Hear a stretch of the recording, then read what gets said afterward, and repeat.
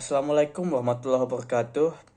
Halo semua, nama saya Uredika Isfradinata dan hari ini saya akan menjelaskan tentang materi-materi yang telah saya rangkum yang saya dapat dalam pengajian yang saya ikuti selama 6 kali di Masjid Khairul Ummi untuk kepentingan tugas kemuhammadiyahan.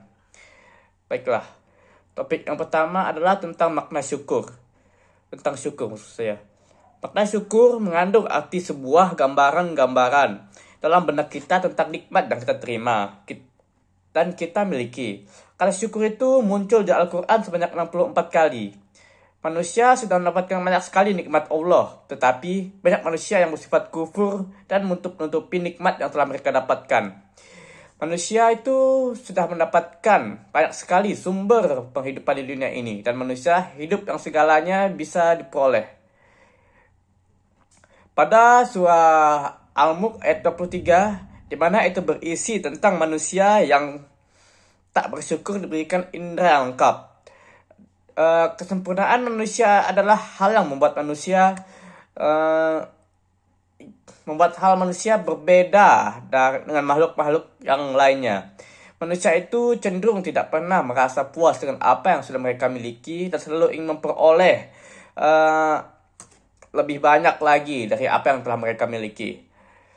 Manusia itu selalu melihat orang lain yang lebih sukses dari dirinya. Maka dari itulah mereka tak akan pernah merasa puas.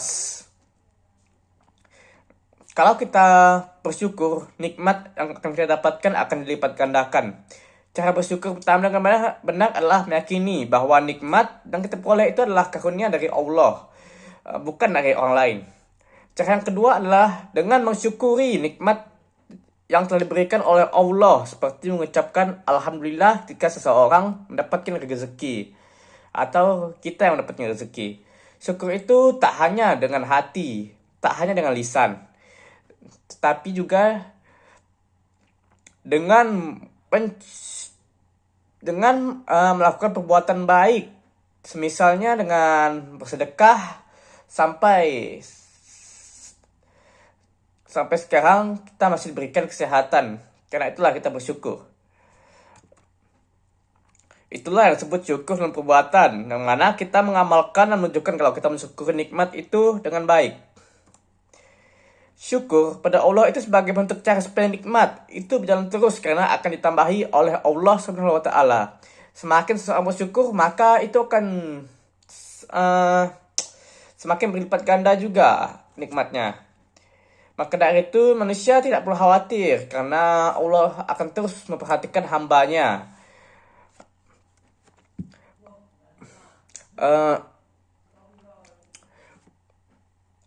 Yang mau bersyukur kepadanya. Pada surah Luqman ayat 34, Allah Subhanahu wa taala memberi informasi yang tegas. Karena pada saat itu manusia masih tak bisa dikontrol. Maka dari itu perlu penegasan. Manusia itu digambarkan sebagai penerima konfirmasi. Maksud saya penerima informasi yang sulit mempercayai perintah, larangan, dan informasi dari Allah SWT. Karena banyak ayat yang diawali dengan kata sungguh. Allah itu mempunyai ilmu tentang hari kiamat, dan selain Allah tidak ada yang tahu tentang itu. Bahkan para nabi dan malaikat sendiri itu tak ada yang tahu. Manusia itu hanya diberitahu oleh Nabi Muhammad SAW di dalam banyak hadis, seperti munculnya Dajjal, munculnya Ya'jud Ma'jud, dan itu semua hanya sebagian kecil saja tanda-tanda kiamat yang umat manusia alami. Bukan alami, lebih tepatnya yang umat manusia ketahui. Ada juga tanda-tanda seperti hujan. Bagaimana Allah memproses awal kejadian hujan tersebut melalui hukum alam. Dan bagaimana matahari menyedot air laut. Jika Allah tidak menghendaki hujan, maka air di dunia ini akan asin. Dan semua itu hanya berasal dari laut. Karena dengan kuasa Allah mengambil air dengan menangkap air laut melalui matahari dan menurunkannya di gunung sehingga air hujan tersebut mengalir ke sungai. Tanpa itu semua air dunia ini adalah asin rasanya. Karena air dunia ini hanya ada di laut saja. Maka dari itu, ketika hujan, harusnya manusia itu bersyukur, bukan mengeluh. Hujan juga membawa kebaikan eh, bagi makhluk selain manusia seperti binatang dan tumbuhan. Allah memiliki semua pengetahuan yang ada di dunia ini, bahkan takdir semua makhluk. Bisa saja Allah itu membuat sperma yang sudah masuk dalam rahim ibunya tak bisa dilahirkan karena itu adalah takdirnya. Dan bagi orang yang melakukan aborsi, anak-anak adalah karunia dari Allah. Harusnya tak perlu dibuang. Allah juga bisa menentukan apakah sperma yang di rahim itu kelak akan jadi perempuan atau laki-laki, bahagia atau tidaknya, dan kapan mereka akan mati. Semua sesuatu itu ada di tangan Allah. Tak peduli berapa usia seseorang, Allah akan menyempurnakan umur seseorang jika takdirnya telah sampai di akhir. Karena itu adalah ketentuan oleh Allah Subhanahu wa taala.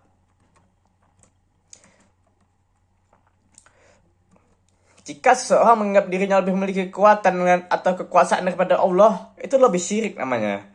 Nabi melarang yang namanya perdukunan, karena perdukunan sendiri itu sangatlah tidak meyakinkan, tak seperti dokter. Banyak orang awam itu sulit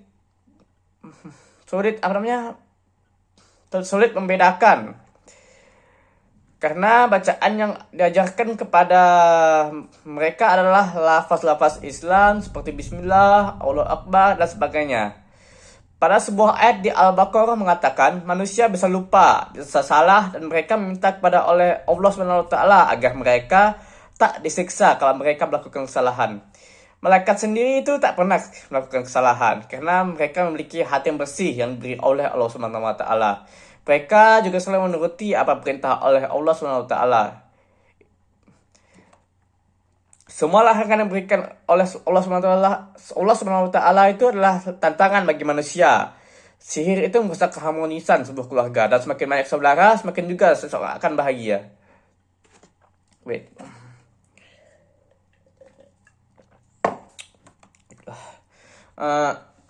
Dalam surah Al-Baqarah ayat 183 sampai 187, Allah Subhanahu wa taala memberikan tuntunan kepada manusia dalam menjalankan ibadah puasa.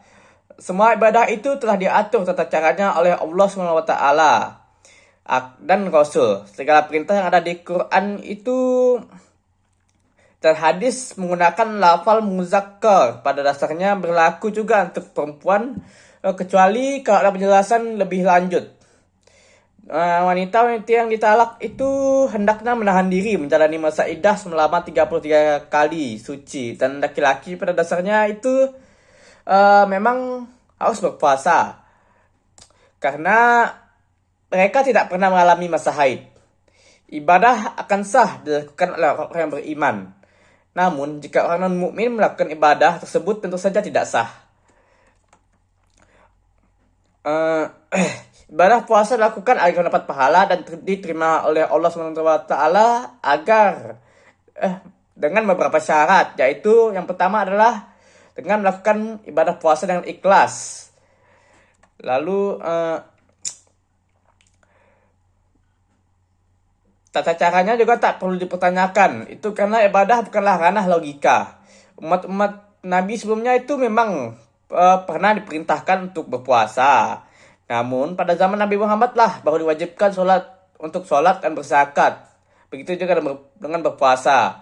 Memang ketiga itu sudah ada di zaman sebelum Nabi Muhammad. Namun tata caranya berbeda. Puasa itu termasuk ibadah paling berat karena manusia harus menahan hawa nafsu. Mau itu nafsu makan, nafsu seksual dalam waktu kurang lebih 14 jam adalah suatu hal yang berat.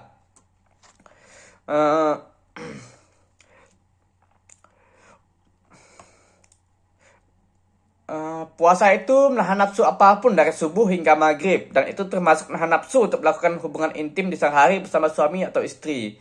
Pada surat Al-Baqarah ayat 183 yang berarti, hai orang yang beriman, diwajibkan atas kamu berpuasa sebagaimana diwajibkan atas orang-orang yang sebelum kamu agar kamu bertakwa. Yang saya tangkap dari sini adalah pada saat ayat ini keluar, maka umat Islam mulai diwajibkan berpuasa, dan surat ini diturunkan pada zaman Nabi Muhammad SAW. Dan juga diwajibkan juga atau tidak diwajibkan, disarankan juga membaca ayat 1000 dinar pada puasa pada bulan Ramadan. Karena agar seseorang itu dapat bertakwa dan bertawakal kepada Allah Subhanahu wa taala agar dilancarkan rezeki dan kebergantungannya. Hanya Allah lah yang Maha berkuasa menentukan rezeki dan jalan keluar dari sebuah masalah dalam hidup umatnya.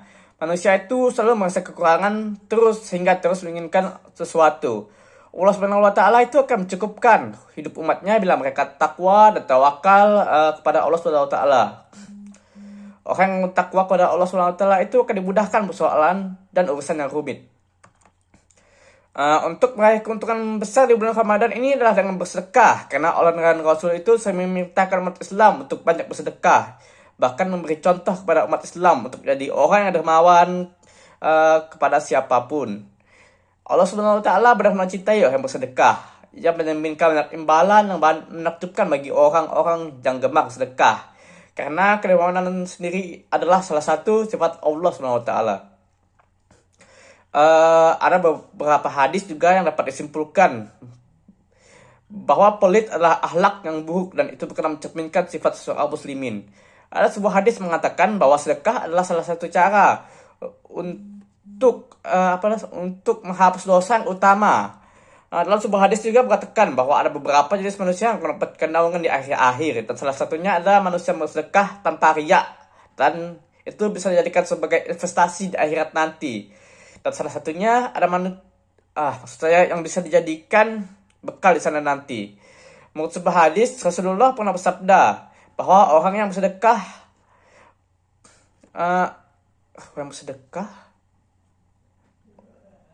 bukan orang yang bersedekah, maksud saya orang yang memberikan hidangan berbuka puasa kepada orang lain yang berpuasa akan mendapatkan pahala orang tersebut tanpa mengurangi pahalanya sedikit pun. Dan jika melakukan amal tersebut di bulan Ramadan, jaminannya adalah surga.